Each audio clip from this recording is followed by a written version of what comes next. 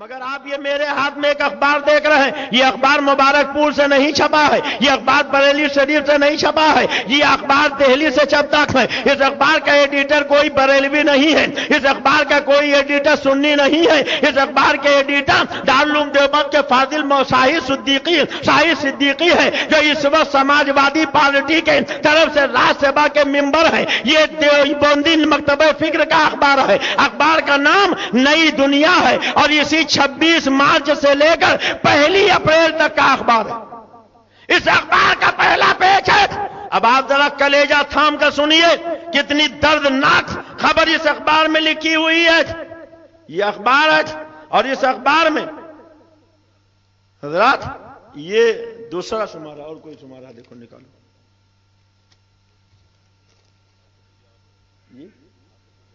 نہیں یاد بھی ہے بھی یہاں موجود ہے حضرات۔ یہ دیکھیے، یہ ہے 26 مارچ سے لے کر 1 اپریل تک کا اخبار۔ یہ پہلا پیج دیکھ رہے ہیں، اوپر کا تھوڑا حصہ موڑ دیجئے، پورا یہ لکھا ہوا مکہ معظمہ زمین مافیا کے چنگل میں۔ دیکھ رہے ہو، مکہ معظمہ زمین مافیا کے چنگل میں۔ یہ بڑی بڑی بلڈنگیں آپ دیکھ رہے ہو، بیچ میں یہ چھوٹا سا خانہ کعبہ دیکھ رہے ہو، اللہ کے گھر سے 10 گنا زیادہ اونچی بڑی بڑی بلڈنگیں اللہ تبارک تعالیٰ کے گھر کے تینوں طرف بنائی جا رہی تھیں، اور یہی اتنا رکھی ان میں طرح کے عیش و عشرت کے سامان فراہم کیے جا رہے، ٹی وی اس میں لگائی جا رہی، لیٹرنگ باتھ روم اس میں بنائے جا رہے، خانہ کعبہ کے اونچائی سے کئی گنا زیادہ اونچا محل بنایا جا رہا، اور یہی اتنا رکھی عالی شان عمارتیں بنانے کے لیے حضور صلی اللہ علیہ وسلم کی جائے پیدائش پر بلڈوزر۔ بولو مبارک پور والو، نبی کی بزم میلاد میں آئے ہو، جس مکان میں رسول اللہ کی میلاد ہوئی اس پہ بلڈوزر چلایا جائے، آپ کو گوارا ہے؟ ارے بولو، آپ گوارا کرتے ہو؟ علم حدیث کی آبرو حضرت شاہ ولی اللہ محدث دہلوی کے والد حضرت شاہ عبد الرحیم فرماتے تھے، جب میں مکہ مکرمہ گیا، جس مکان میں رسول اللہ کی میلاد ہوئی تھی، جب میں نے وہاں حاضری دی، میں نے زیارت کیا، تو شاہ صاحب فرماتے تھے میں نے ماتھے کی نگاہوں سے دیکھا کہ رسول اللہ کی جہاں میلاد ہوئی تھی آسمان سے ملائکہ اتر رہے تھے، فرشتوں کا نزول ہو رہا تھا، اللہ کے رحمتوں کی بارش ہو رہی تھی۔ اب ہمیں آپ بتاؤ کہ رسول اللہ کی جہاں میلاد ہو، نبی کی جہاں پیدائش ہو، جہاں اللہ کے فرشتے اترے، جہاں ملائکہ کا نزول ہو، جہاں اللہ کی رحمتوں کی بارش ہو، وہاں بلڈوزر چلایا جائے اور وہاں لیٹرنگ باتھ روم بنایا جائے، کیا کوئی غیرت دار مسلمان اسے گوارا کرے گا؟ ارے بولو، اے نبی کے بزم میلاد میں آنے والوں، تمہیں یہ گوارا ہے؟ ہم کہتے ہیں کیا یہ اونچی عالی شان بلڈنگیں بنانا اللہ کے گھر کے قریب فرض ہے؟ ارے واجب ہے؟ کہتے ہیں صاحب اس لیے ہم اس کو کھود رہے ہیں کہ یہاں شرک ہوتا۔ کیا کہتے ہیں؟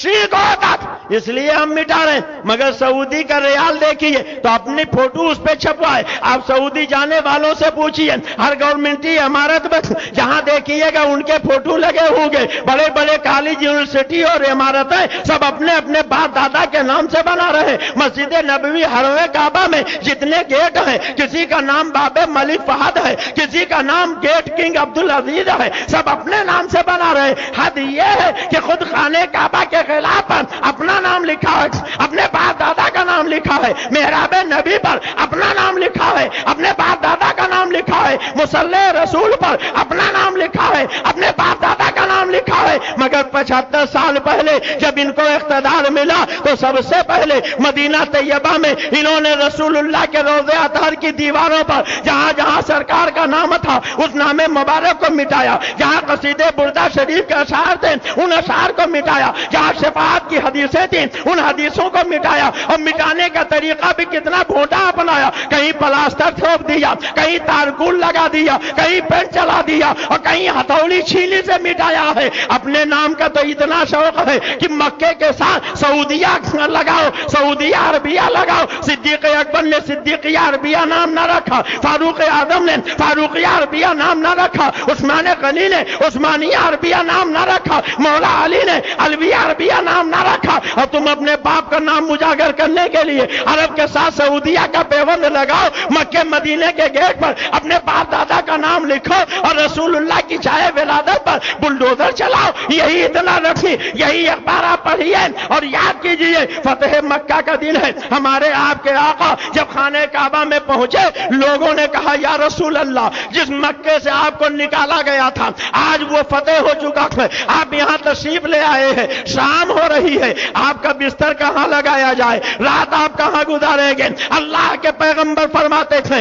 اے میرے صحابہ، اے میرے عقیدت مندو، مجھ سے پوچھ رہے ہو رات کہاں گزارو گے؟ خدیجہ کے قبر کے پہلو میں میرا خیمہ نصب کر دیا جائے، آج کی رات میں وہیں گزاروں گا۔ لوگوں نے کہا یا رسول اللہ، ایک قبرستان میں قبر کے کنارے آپ خیمہ لگوانا چاہتے ہیں؟ سرکار کے آنکھوں میں آنسو آ گئے، فرمایا ہاں ہاں سنو، جب لوگ مجھ سے دور بھاگ رہے تھے خدیجہ میرے قریب آئی تھی، جب لوگ مجھ سے مال بچا رہے تھے اس نے تجوریوں کا دہانہ کھول دیا تھا، جب لوگ مجھ سے نفرت کرتے تھے اس نے میرا ساتھ دیا تھا، جب کوئی میرے قریب نہیں آتا تھا وہ میرے قریب آئی تھی، جتنا احسان اس کا میرے اوپر ہے کسی کا نہیں ہے، اس لیے میرے اس بیوی کے پہلو میں میرا خیمہ نصب کر دیا جائے، آج کی رات میں وہیں گزاروں گا۔ رسول اللہ اپنی بیوی ہماری آپ کی ماں حضرت خدیجۃ الکبریٰ کے قبر کے پہلو میں ہجرت کی فتح مکہ کی رات اپنا خیمہ لگوا رہے تھے، مگر یہی نئی دنیا اخبار ہے،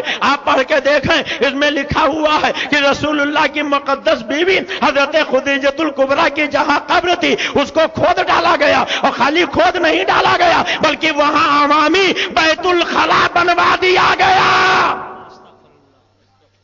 بولو مسلمانوں، دل کے پھپولے جل اٹھے سینے کے داغ سے، اس گھر کو آگ لگ گئی گھر کے چراغ سے۔ ہم سے کہا جاتا ہے یہ میلاد النبی کی رات ہے، سیرت بیان کرو، رسول اللہ کی کرامتیں عظم معجزات اور رسول اللہ کی فضیلت بیان کرو، مگر کس کلیجے سے ہم اس کو برداشت کر لیں؟ ابھی کچھ ہی دنوں پہلے تھانہ بھون میں ایک قبر کھود دی گئی تھی تو ملائم سنگھ کے پاس بھی میمورینڈم جا رہا تھا، گورنر کے پاس بھی میمورینڈم جا رہا تھا، وزیر اعظم کے پاس بھی میمورینڈم جا رہا تھا، پورے ہندوستان میں تعلقہ مچ گیا۔ مولانا تھانوی کی قبر جس نے کھودی ہے اس کا پتہ لگایا جائے، اس کو پھانسی دی جائے، اس کو سزا دی جائے۔ ہمارے مولانا کی قبر کیوں کھودی گئی؟ مگر آپ نے رسول اللہ کی مقدس بیویوں کی قبریں کھودی، رسول اللہ کے بیٹوں کی قبریں کھودی، رسول اللہ کی دودھ پلانے والی دایا حضرت حلیمہ کی قبریں کھودی، رسول اللہ کے صحابہ کی قبریں کھودی، بلڈوزر چلوایا اور پھر ہندوستان سے مبارکبادی کا پیغام بھیجا، اور ہم اگر احتجاج کریں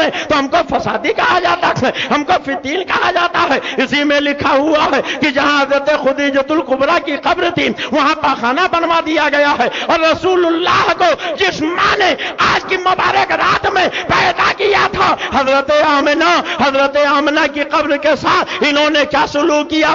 اسی اخبار میں لکھا ہوا ہے کہ حضرت آمنہ کی قبر پر بلڈوزر چلایا گیا، اور خالی بلڈوزر نہیں چلایا گیا بلکہ مٹی کا تیل چھڑک کر اس میں آگ لگا دی گئی۔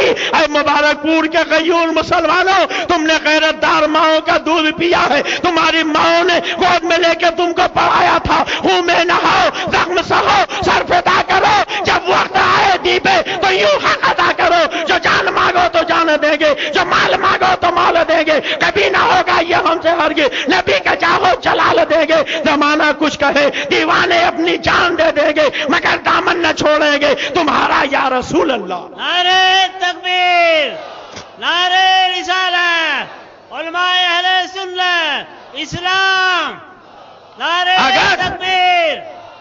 مبارک پور والوں اسی طریقے سے ہونٹ پر تالا ڈالے رہے تو ابھی رسول اللہ کی بیوی امت کی ماؤں کی قبریں کھودی گئی ہے، رسول اللہ کی ماں حضرت آمنہ کی قبر کھود کر مٹی کا تیل چھڑک کر آگ لگایا گیا ہے۔ کل رسول اللہ کے روضے اطہر کے ساتھ بھی بے حرمتی ہو سکتی ہے، اس لیے آپ کو سر سے کفن باندھ کر تیار ہونا پڑے گا اور یہ اعلان کرنا پڑے گا کہ جب تک نبی کے وفاداروں کے جسم پہ سر کا سہرا موجود ہے ہم تمہاری یہ بربریت اور تمہاری یہ درندگیاں نہ برداشت کر سکے تھے، نہ آج کر سکے تھے، جائیں گے. بولو مسلمانوں, برداشت کرو گے؟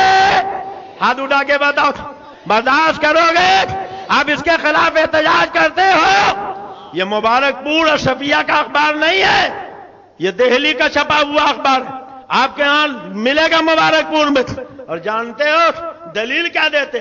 کہتے ہیں کہ رسول اللہ کی ماں کی قبر کھودی گئی. ہاں کھودی گئی. کیوں کھودی گئی؟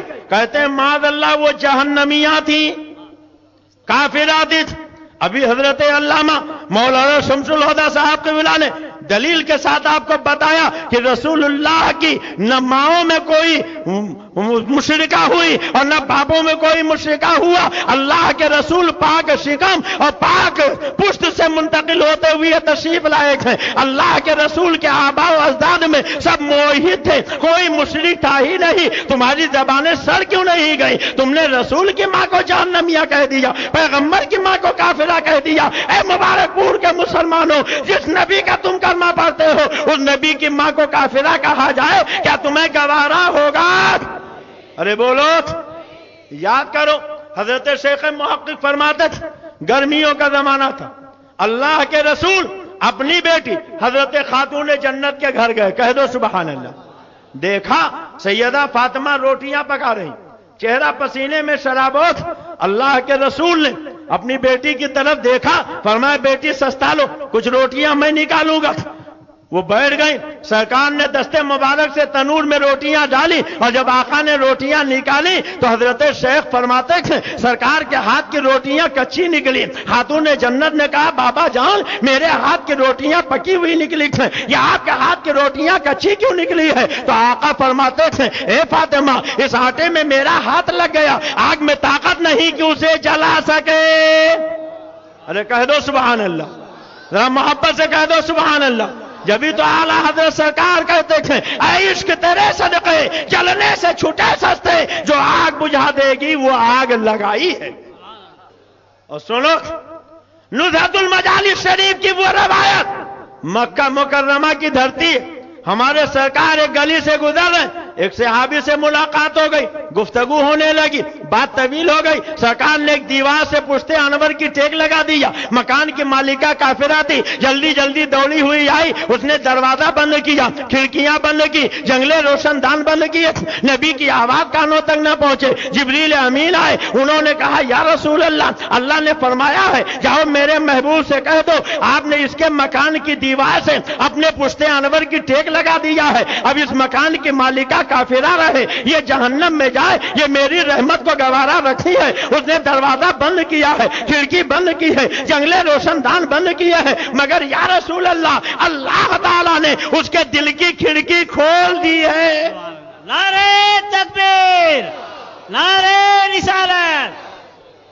ابھی سیدنا جبریل امین واپس بھی نہیں گئے کہ وہ مکان کی مالکہ دوڑی ہوئی آئی, کہنے لگی یا رسول اللہ مجھے کلمہ پڑھا کے مسلمان بنا لیجئے. اب اے مبارک پور کے مسلمانوں, میں آپ سے پوچھنا چاہتا ہوں, نبی آٹے میں ہاتھ لگا دیں, دنیا کی آگ اسے جلا نہیں سکتی. نبی ایک کافرہ کے مکان سے پشتے انور لگا دیں, اس مکان کی مالکہ کافرہ رہے, جہنم میں جائے, یہ خدا کی رحمت کو گوارا نہیں. پھر رسول اللہ جس ماں کے شکم آتار میں 9 مہینے تک جلوہ کر رہے, بولو کیا وہ ماں جہنمیاں ہو سکتی ہے؟